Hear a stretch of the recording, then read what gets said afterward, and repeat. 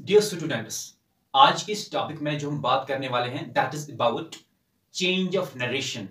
आज हम बात करेंगे change of narration. Change of narration को हम सिंपल इंग्लिश में बोलते हैं डायरेक्ट एंड इनडायरेक्ट। तो how to change a sentence from direct to indirect, we will learn all the rules today in this very session। अगर आपने अभी तक मेरी चैनल सब्सक्राइब नहीं की है तो अब सब्सक्राइब कीजिए, और अगर आपने सब्सक्राइब कर रखी है तो लाइक जरूर कीजिएगा। We report the speech of a person in two ways. किसी इंसान की बात को हम दो तरह से रिपोर्ट करते हैं। Either we put his or her exact words within the inverted commas। अगर हम किसी की बात को, किसी की exact words को जो उसने बात की है उनको हम डायरेक्टली रिपोर्ट करेंगे, और उसकी बात को, उसकी स्पीच को विद इन द इन्वर्टेड कामास रखेंगे, इन्वर्टेड कामास में रखेंगे, उसको हम बोलते हैं डायरेक्ट स्पीच। और अगर हमने सिर्फ उसका जिस्ट दिया, यानी हमने मीनिंग दिया कि उसने क्या कहा, उसको हम बोलते हैं इनडायरेक्ट। मैं यहाँ पर आपको एक एग्जांपल देता हूं। He said I write a letter. ये जो है I write a letter, it is, ये जो है I write a letter, it is within the inverted commas। So ये हो गया डायरेक्ट स्पीच। So आप कैसे पहचानोगे एग्जाम में ये डायरेक्ट स्पीच है, ये इनडायरेक्ट स्पीच है? अगर किसी की बात को विद इन इन्वर्टेड कॉमास होगा, यानी कोटेशन मार्क उसने इस्तेमाल की है, तो हम बोलेंगे it is a direct speech. हमें एक इंपॉर्टेंट चीज याद रखनी है, दैट इज एक सेंटेंस में जो हम कोई डायरेक्ट सेंस लिखते हैं उसमें दो पार्ट्स होते हैं। For example, he said I write a letter। ये he said जो है ये हमें याद रखना है। he said जो है it is called a reporting verb। इसको हम बोलते हैं, इस वाले पहले पार्ट को बोलते हैं reporting verb, और जो दूसरा पार्ट है उसको हम बोलते हैं, यानी I write a letter, उसको बोलते हैं reported speech। ये दो बातें हमें याद रखनी है। अगर हमने ये बातें याद रखी, we can solve any problem easily। हम किसी भी प्रॉब्लम को, किसी भी क्वेश्चन को इजीली हैंडल कर पाएंगे। क्या हमें याद रखना है? पहले पार्ट को बोलते हैं रिपोर्टिंग वर्ब, तो दूसरे पार्ट को बोलते हैं रिपोर्टेड स्पीच। तो रूल क्या है? पहला जो रूल है that is if the reporting verb, यानी पहला हिस्सा he said, they said, I said, we said, जो यहां पर कुछ होगा, पहला जो पार्ट होगा, if the reporting verb is in past. अगर रिपोर्टिंग वर्ब पास्ट में होगा, यानी पास्ट टेंस में होगा, आपको याद रखना है पास्ट टेंस में जब होगा, तो कैसे आप याद रखोगे? इसके लिए what you have to do, you have to study tense. आपको टेंस पता होना चाहिए। मैं आपको लिंक यहां पर देता हूं डिस्क्रिप्शन में, प्रेजेंट इंडेफिनिट, पास्ट इंडेफिनिट। आप पहले उन वीडियोस को भी देखिए अच्छे से, तब जाके आपको ये टॉपिक अच्छे से समझ आएगा और अच्छे से आप कर पाओगे। तो ये जो पहला पार्ट है he said, it is called a reporting verb, और दूसरा जो पार्ट है I write a letter, it is called a reported speech। ये पहला रूल जो मैं आपको बताने जा रहा हूं वो आपको याद रखना है, that is when the reporting verb, पहला हिस्सा reporting verb is in past। अगर ये पास्ट में होगा, पास्ट मतलब हो गया, इसमें आता subject plus second form verb. मिसाल के तौर पर यहां पर है he said, ये हो गया subject plus second form verb, it is past. Rule क्या है? when the reporting verb is in past, अगर रिपोर्टिंग वर्ब पास्ट में होगा, the tense of the report speech changes।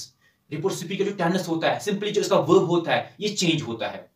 Present से पास्ट और पास्ट से पास्ट पार्टिसिपल। मिसाल के तौर पे यहां पर सेंटेंस है he said I write a letter, he said change होगा he said में ही, he said चेंज होता है he told में भी। याद रखिएगा इंपॉर्टेंट, अगर he said के बाद प्रीपोजिशन आएगी, मिसाल के तौर पर he said to me, he said to his father, he said to his friends। said to के अगर आएगा said के बाद to, तो आपको said चेंज करना है told में। अगर सिंपली होगा he said को he said ही लिखेंगे, ठीक है?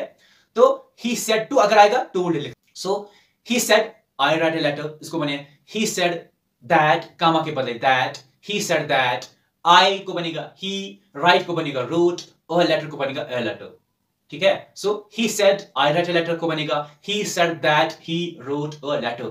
आपको एक इंपॉर्टेंट बात यहां पर याद रखनी है, अगर रिपोर्टिंग वर्ब पास्ट में होगा तभी यहां से चेंज होगी। अगर रिपोर्टिंग वर्ब प्रेजेंट में होगा या फ्यूचर में होगा, फिर यहां से कोई चेंज नहीं होगी। और एक इंपॉर्टेंट बात आपको याद रखनी होगी, प्रोनाउन ऑलवेज चेंज। मिसाल आई चेंज होगा ही में, ठीक है? मैं आपको एक लिस्ट देता हूं, आप स्क्रीनशॉट खींचिए यहां से, तो आराम से देखिए प्रोवर्ब्स में क्या चेंजेस होते हैं, एडवर्ब्स में क्या चेंजेस होते हैं, ठीक है? तो पहला रूल जो मैंने आज आपको दिया, that is when the reporting verb is in past, tense of the report changes। Present से पास्ट, पास्ट से पास्ट पार्टिसिपल, और जो पास्ट पार्टिसिपल होगा वो अनचेंज रहता है, यानी इसमें कोई चेंज नहीं आता है, इट रिमेन्स अनचेंज्ड, ठीक है? बिकॉज फोर्थ फॉर्म होती है नहीं इंग्लिश में, ठीक है? सो he said I write a letter को बनेगा he said that he wrote a letter, ठीक है? अगर रिपोर्टिंग वर्ब प्रेजेंट में होगा या फ्यूचर में होगा तो रिपोर्टेड स्पीच में कोई चेंज नहीं आएगी, सिर्फ प्रोनाउन चेंज होते हैं, ठीक है, और सिर्फ प्रोनाउन चेंज होते हैं और एडवर्ब्स चेंज होते हैं। देखिए यहां पर he says I write a letter, इसको बनेगा ही सेज कामा के बदले दैट, आई को बनेगा ही, राइट को बनेगा राइट्स, अ लेटर को बनेगा अ लेटर। यहां पर कोई चेंज नहीं आई। अब आप बोलोगे कि आई के बदले आपने ही लिखा, प्रोनाउंस ऑलवेज चेंज। हम वर्ब की बात करते हैं, हमने बोला कि रिपोर्टिंग वर्ब और रिपोर्टेड स्पीच नेवर चेंजेस। कब? अगर प्रेजेंट में होगा, रिपोर्टिंग वर्ब अगर प्रेजेंट में होगा तो reported speech remains unchanged, it never changes, ये चेंज नहीं होता है, ठीक है। अगर यहां पर होगा he says I write a letter, उसको बनेगा he says that he writes a letter. Write को बन गया राइट्स, एस क्यों हमने बढ़ाया है? क्योंकि यहां से सब्जेक्ट चेंज हो गया, ही के साथ एस आएगा नेचुरली, थर्ड पर्सन सिंगुलर है ये, तो इसलिए हमने चेंज किया, अदरवाइज नो चेंज। इसी तरह से अगर रिपोर्टिंग वर्ब फ्यूचर में होगा, ही विल से आई राइट अ लेटर, फिर भी चेंज नहीं होगी, यहां से he will say that he writes a letter, ठीक है। अब चेंज कहां से होती है? चेंज तभी होगी when the reporting verb is in past. अगर रिपोर्टिंग वर्ब पास्ट में होगा तब चेंज होगी, ठीक है। अब मैं आपको सेकंड रूल, इंपॉर्टेंट रूल देता हूं। अगर कहीं पर इंटरोगेटिव या इंपेरेटिव सेंटेंस आएगा, फिर हम कामा के बदले वहां पर ओके दैट इस्तेमाल नहीं करते हैं। Again look at the sentence, हम लिखते हैं एक इंटरोगेटिव सेंटेंस, यानी जिसमें क्वेश्चन मार्क होगा, interrogative sentence. He said what is your name, यहां पर कामा के बदले हम दैट इस्तेमाल नहीं करेगी। तो he said reporting verb will change according to the sense. He said को बनेगा ही आस्क्ड, ठीक है। मिसाल के तौर पे यहां पर है he said what is your name, उसको आएगा ही सेड, कामा के बदले दैट नहीं लिखना है, he said what was my name, change हो गई। ही सेड यहां से पास्ट है, यहां से चेंज आ गई। इसी तरह से इंपेरेटिव सेंटेंस हमें तीन तरह के सेंटेंसेस देता है। एक होता है ऑर्डर, दूसरा होता है रिक्वेस्ट, तीसरा होता है एडवाइस। अगर इस तरह कोई सेंटेंस आएगा तो रिपोर्टिंग वर्ब का जो सेंस है वो इसी तरह चेंज होगा। मिसाल के ऊपर वहां पर आएगा ही सेड, उसको आएगा ही ऑर्डर्ड, या आएगा ही एडवाइज्ड, या आएगा ही रिक्वेस्टेड। तो कामा के बदले दैट नहीं लिखेंगे, बाकी चेंजेस होगी, ठीक है। मिसाल के ऊपर ही सेड गो होम, ठीक है, तो यहां पर आएगा ही कमांडेड या he ordered to go home.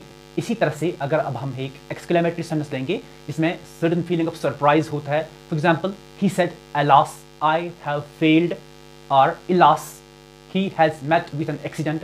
उस जैसे सेंटेंस में हमें सेड के बदले एक्सक्लेम्ड करना है, या तो एक्सक्लेम्ड विद जॉय या एक्सक्लेम्ड विद सॉरो, या तो एक्सक्लेम्ड विद जॉय या तो exclaimed with sorrow, as the case may be.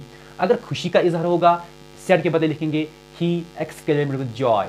अगर किसी परेशानी का इजहार होगा हम लिखेंगे he exclaimed with sorrow. Take for example he said alas I have failed, तो यहां पर बनेगा he exclaimed with sorrow that he had failed। इस तरह से he exclaimed, इस तरह से he said hurrah we have won, तो इसको बनेगा he exclaimed with joy that they had won।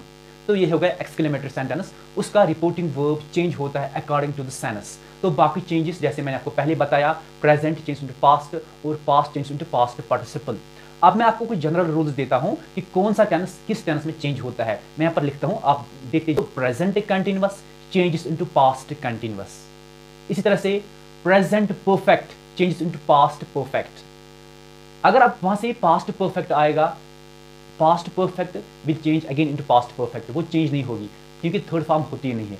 Present perfect change into past perfect और past perfect remains unchanged. Indefinite past indefinite, present perfect past perfect, present continuous past continuous, past perfect और past perfect continuous, these sentences remain unchanged. तो बीच में मैंने आपको एक बात बताई थी, मैंने बोला था जब कहीं पर इंपेरेटिव सेंटेंस आएगा, इंपेरेटिव सेंटेंस को मेन वर्ब से पहले हमें टू लगाना होता है। For example he said go home, उसको आएगा he ordered to go home, या ही ऑर्डर्ड ब्रैकेट में आप लिखेंगे he ordered to me, he ordered to him, he ordered to go home. To लगाना होता है मेन वर्ब से पहले, ठीक है। जब भी हम कहीं पर टू लगाएंगे, टू के बाद आता है फर्स्ट फॉर्म वर्ब, तो यहाँ इसीलिए यहाँ पर चेंज नहीं होगी। He said to go home, go को पेंट नहीं बना, ओके। ये आपको रूल्स एंड रेगुलेशन जो चेंज ऑफ नरेशन के हैं वो आपको याद रखने हैं, ओके। आप वीडियो को सब्सक्राइब कीजिए, लाइक कीजिए, शेयर कीजिए। ओके, आप हमारे वीडियोस देखते रहिए, आपको you will get a lot of benefit. तो आपको बहुत बेनिफिट होगा इंशाल्लाह। Okay, thanks to all of you for watching this video. Don't forget to share with your friends, subscribe and like the video. Thanks.